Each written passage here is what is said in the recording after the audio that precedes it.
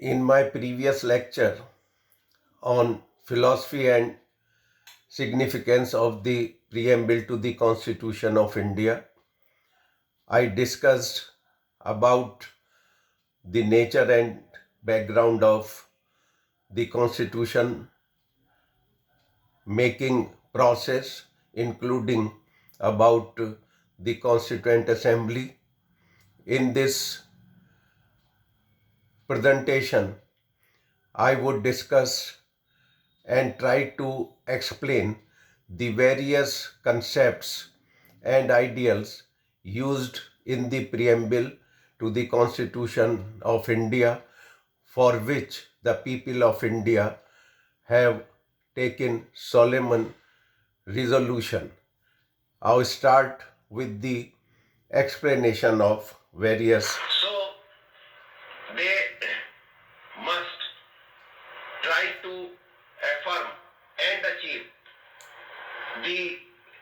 all the directives or objectives framed in the preamble as well as in the Constitution in a good faith and with bona fide intention.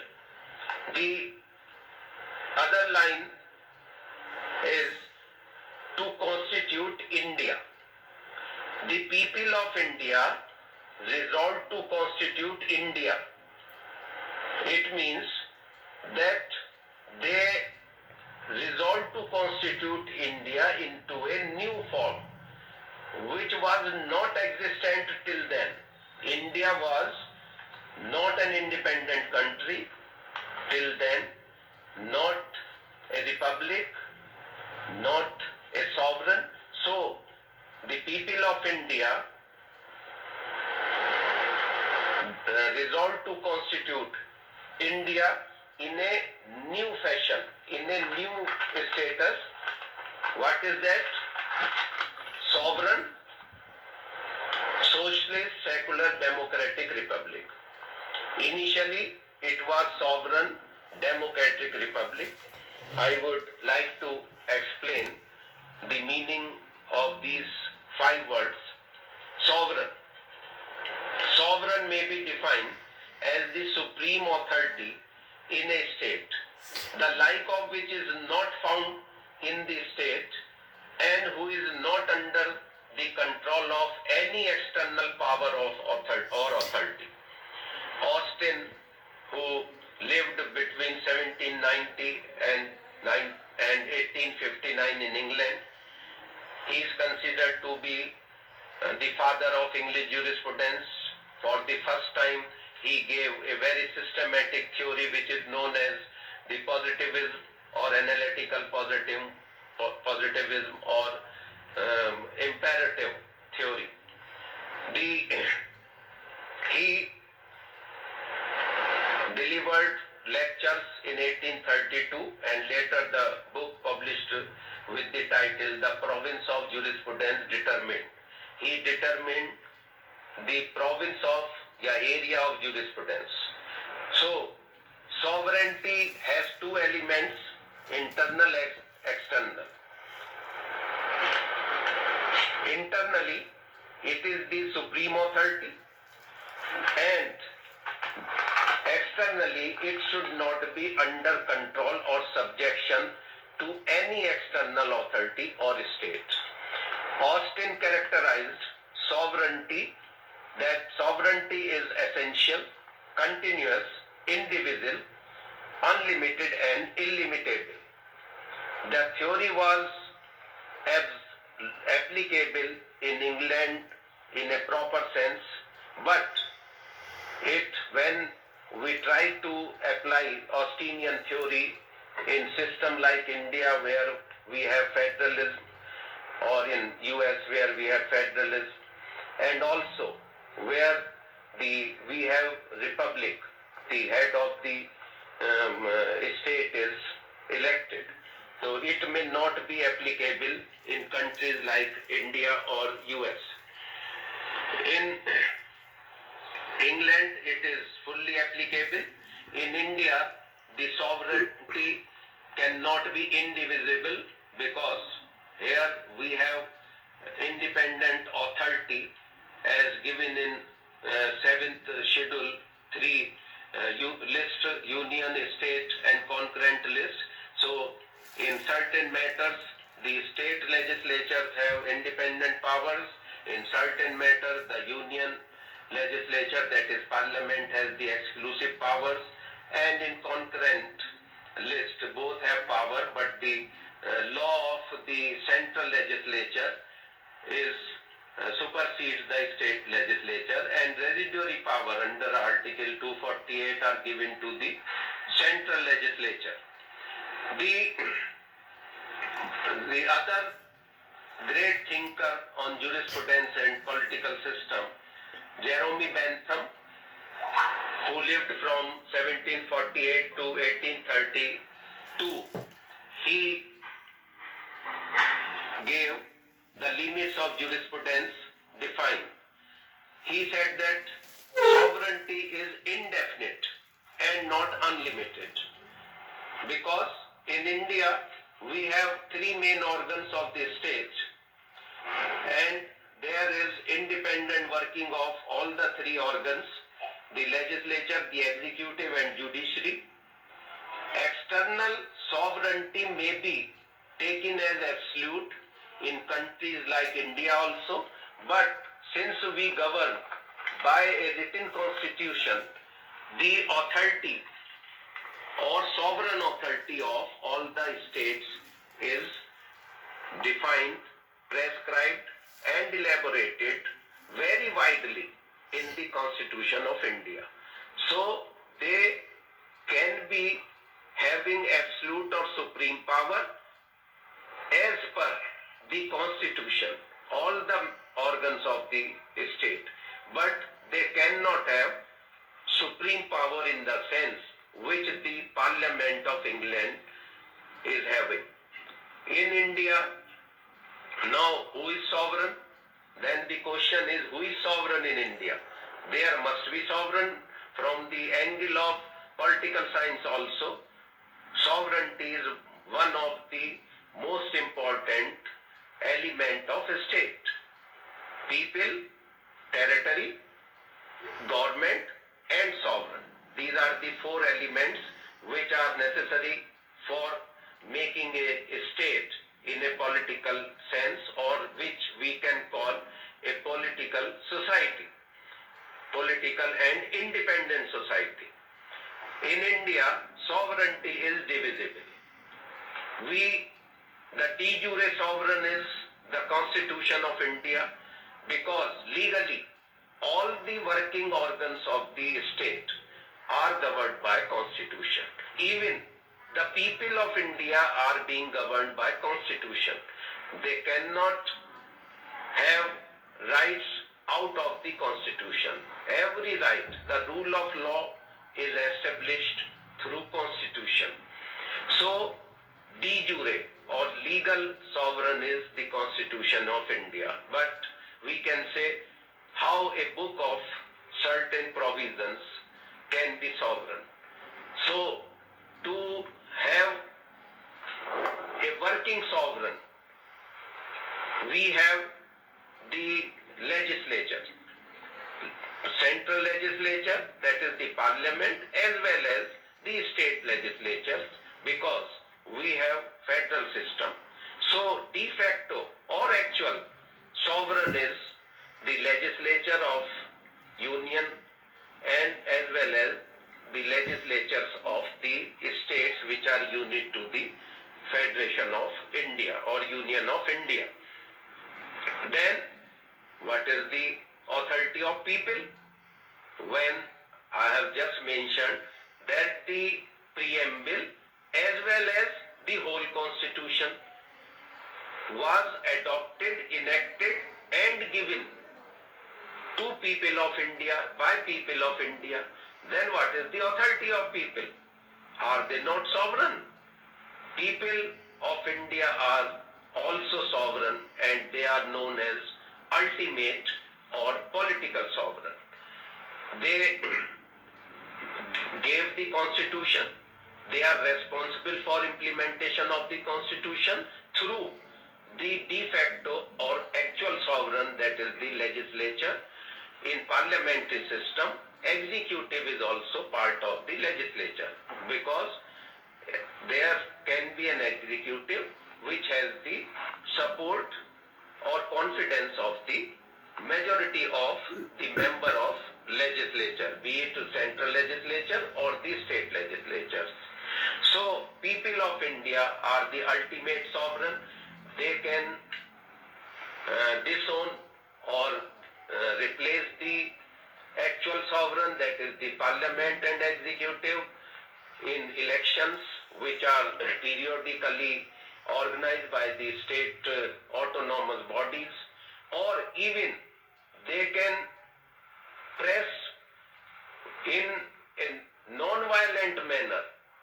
There may be such situations that the actual sovereign may withdraw before the expiry of the term of their election. So, people are the ultimate sovereign. The second concept is socialist. As we know, it was added by 42nd Amendment in 1976. But in several cases decided by Supreme Court, it was said that socialism was already inherent in the various provisions of the Constitution, including fundamental rights as well as directive principles. But to give the concept, the idea of socialism a firm ground, it was aided, and though the socialistic policies as the preamble had already been declared part of the Constitution in Keshwanand Bharati. So it was the time when the then government headed by Indira Gandhi, she tried to have nationalization of various institutions including banks. So she had this in mind that the socialist word be included expressly in the Constitution, in the preamble of the Constitution. So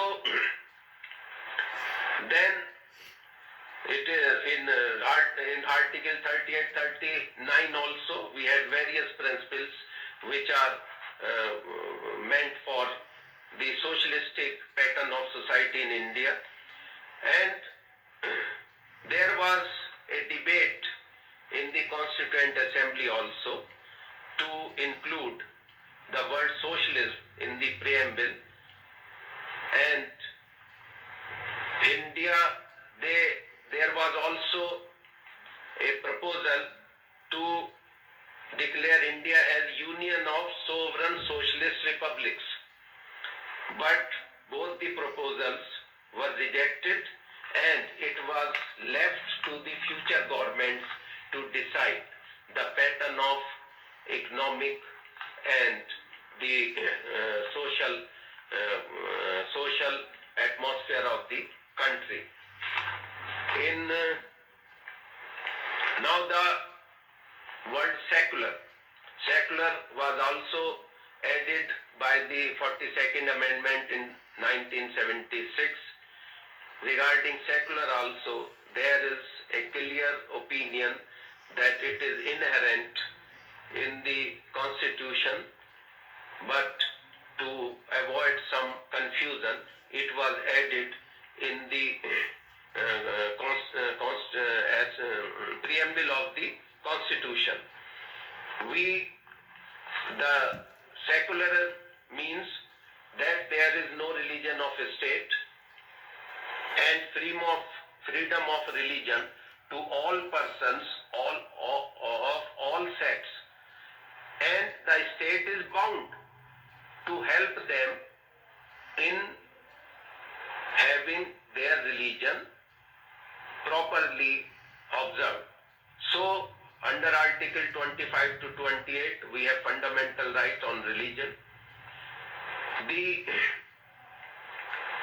In the meantime, in the 44th Amendment, which was adopted in 1978, introduced as 45th Amendment.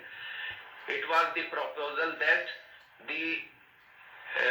this sentence should be added that the state shall have equal respect for all religions. But it could not be passed due to lack of majority in Rajya Sabha at that time. So again in 1993, in 80th amendment, it was also proposed, but it was not passed even that time also. The next concept is democratic, to constitute India into a sovereign, socialist, secular, democratic. Democratic means popular government. First time the word democracy was used. It is a Greek word, originated from Greek word in Athens in 508-507 BC, as the rule by simple people or the common people. It later on developed, and in America, President Abraham Lincoln said that democracy is a government by the people and by the people, for the people, and by the people, for the people, and it is of the people. The government of the people, by the people, for the people. In government, people themselves are the authority in government. In democracy, they are given authority by people only, and they have to work for people. It was part of the informal lecture of the US President Abraham Lincoln, which was delivered on 19th November 1863 in reference to a civil war for civil liberties for so-called backward people. In India, we have universal adult franchise in the form of democracy.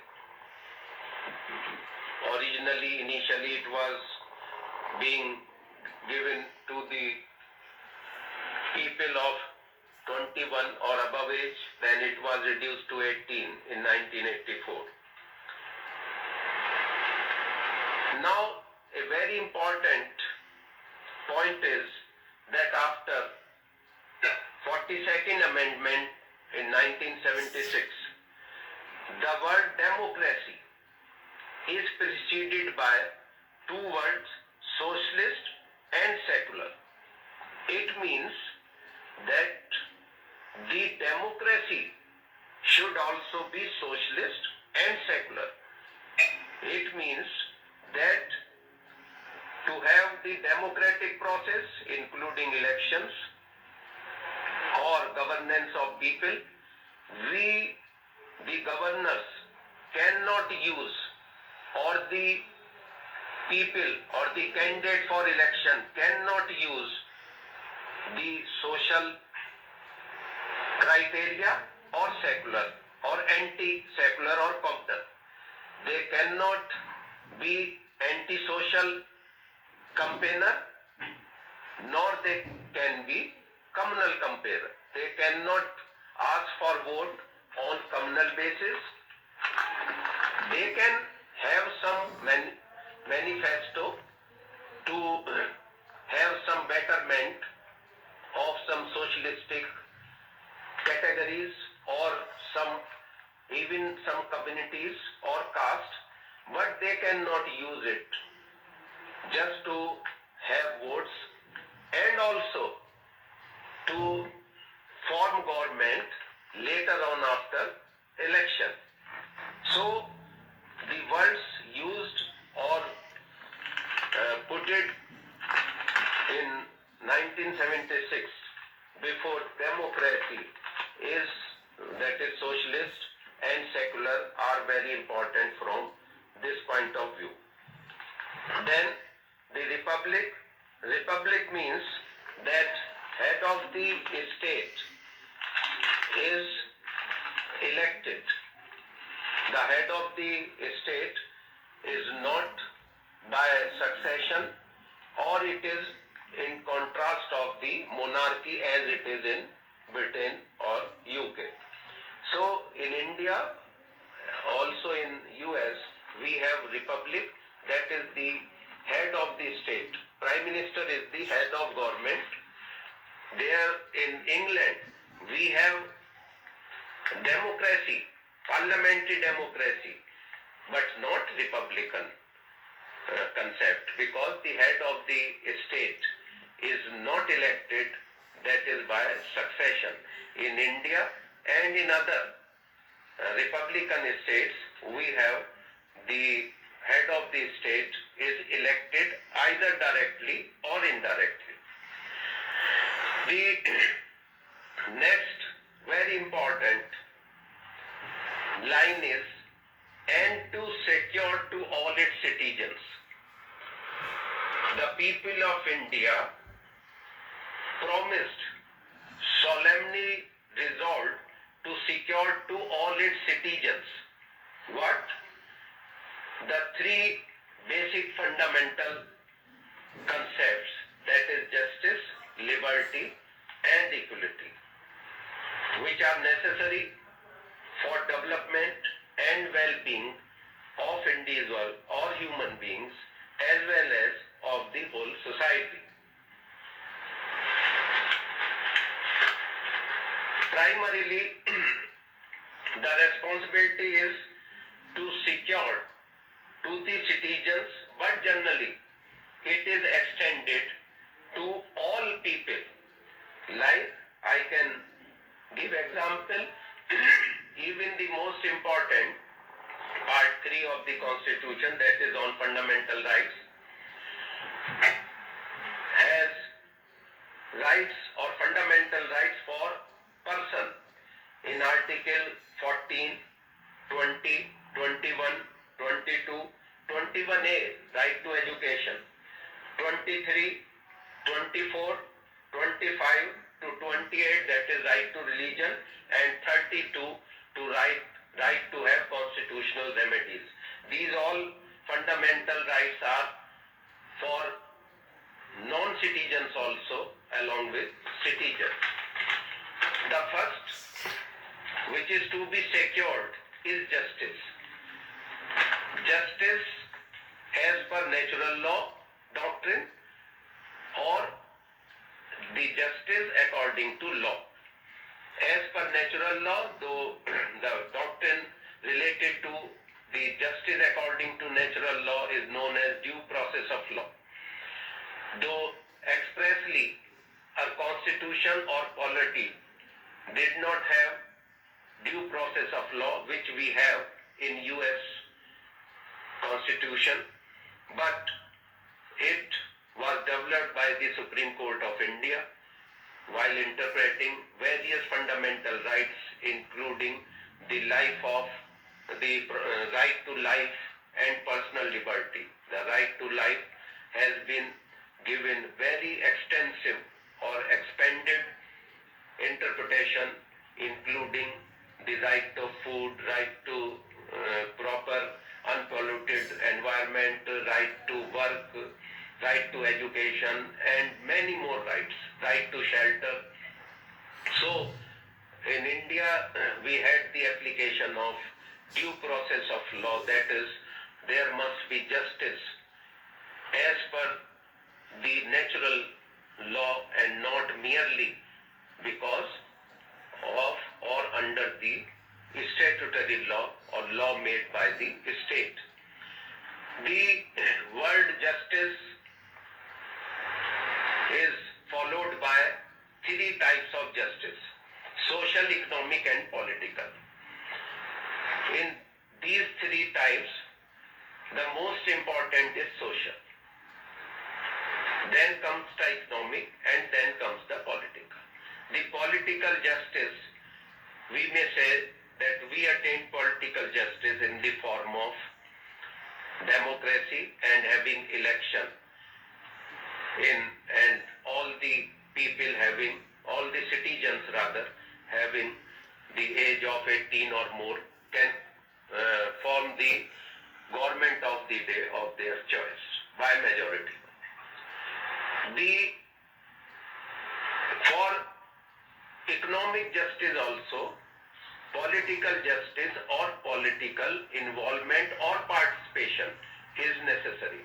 As some of the political leaders said that they would take part in the formation of government, whosoever and of whatsoever the government may be, because they can attain economic and social justice through participation only in political process. So then comes the economic justice that is depicted in the word socialist, that we must have proper economic justice with the people, means that there must be, we have in directive principle, equitable distribution of natural as well as artificial resources. So economic advantage, now we have reservation on economic basis also for economically weaker section, though originally it is not given in the constitution. In article 15, 16 we have protective discrimination for economic and socially backward classes and for scheduled caste only, but it has been given to the economically weaker section also, so that they can have social justice and overall justice. So we can have social justice, which is very important and more important than political or economic justice in a society where we may not be having political democracy or socialism. Even then we may have social justice.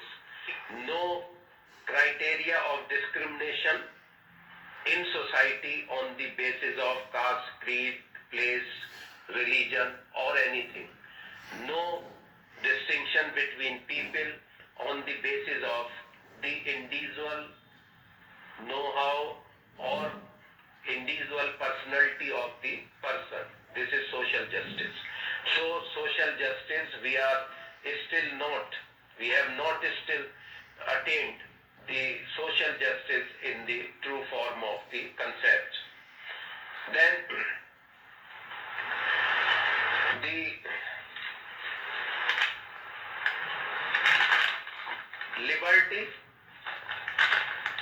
liberty is also followed by a very important 5 concepts.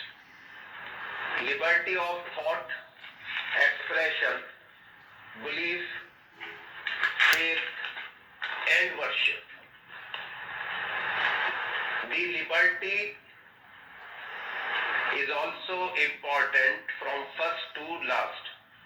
That is, the most important is thought.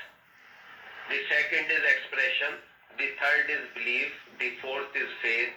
The fifth and last is worship. Generally, due to some unawareness or lack of education or awareness, we give prominence to worship or religion, which is protected under Article 25 to 28 under the Constitution. Worship is a physical or worldly behavior. Before worship, we have to be having faith. Unless we have faith, we cannot say that we are true in worship. That would be formality only. Before worship, we must have faith in the mode of worship, in the deity, in the person to we are worshipping. And before faith, we must have belief. We must first believe that this is good, this is bad. This should be followed, this should not be followed. Then only we can have faith. And expression means expressing. There is the expression may be in the form of words, might be written or oral, or in the form of some gesture or behavior or presentation. But before expression, we must have thought. It is very important, because if we have expression without thinking on that, that may not be fruitful to the person expressing as well as to the society at large. But we do not have any check on thought. Even in criminal law, we cannot restrict thought. Even the offenses, preparation or planning in criminal law, the offense is being said to be committed when there is attempt and the actual commission of the crime. Before that, the stages are the thought, then planning. Only for crime against the state and for dacoity, the preparation of the offense is punishable. So the thought is having no importance externally, but internally for the personality of individual, it is very important. Unless we have proper thought, we cannot be having proper expression. It is given in IPR also that expression, even expression whether in words, written or oral or presentation, are covered under intellectual property or copyright. Then comes the equality of status and of opportunity. We may refer to Article 14, 15, 16, 17, 18. Both the words status, equality of status and opportunity are complementary. Unless there is opportunity, there cannot be attainment of status and so equality. Then, very important resolution by the people is, and to promote among them all, to secure justice, social, economic and political liberty of thought, expression, belief, faith and worship, and equality of status and opportunity, and to promote among them fraternity. Why? If we do not have fraternity, the whole development is futile. There is no advantage of any development. If we are not friendly, we do not have brotherhood among the people, all the achievements or materialistic achievement are waste. Fraternity generally means brotherhood, coordination, cooperation, support, trust and solidarity among the people. A very famous French philosopher of sociological jurisprudence, Leon Dewey, he lived between 1859 and 1928, gave the theory of social criteria as the validity of law and propounded the doctrine of social solidarity, that is interdependence of men in society or interdependence of people in society. According to Dewey, interdependence promotes fraternity, trust and cooperation. If we are dependent on other person, we would be having better relation. If we can perform or achieve everything in the world by ourselves, every individual, if he can have anything individually, then there will be no cooperation, no friendliness, no relation, no interaction, no solidarity, no fraternity. So it was a wonderful idea for developing societies, and he also said that there are three organizations which are responsible for the development of an individual. First comes the family, second the educational institution, and only at third place comes the state. The positivistic thinkers said that the state is the prime authority to contribute to the development of the people, but Dewey and also other sociological jurisprudence thinkers deny that, and specifically Dewey said that the most important organization is family, then comes institution, educational institution, then comes the state. He also said that there is no concept of right. The only concept is that of duty.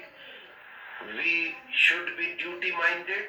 If all people would perform their duty, all the people would be happy and there will be maximum fraternity, because every person would be satisfied, because rights and duties are correlated. If I perform my right, I perform my duties, the other related person would automatically get the rights. One quotation I would like to submit from Dr. B.R. Ambedkar about the equality, fraternity and liberty. He said, "It was indeed a way of life which recognizes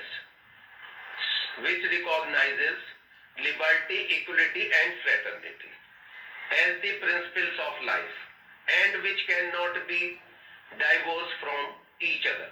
Liberty cannot be divorced from equality. Equality cannot be divorced from liberty, nor can liberty and equality be divorced from fraternity. Without equality, liberty would produce the supremacy of the few over the many. Equality without liberty would kill individual initiative. Without fraternity, liberty and equality could not become a natural course of things." Unquoted.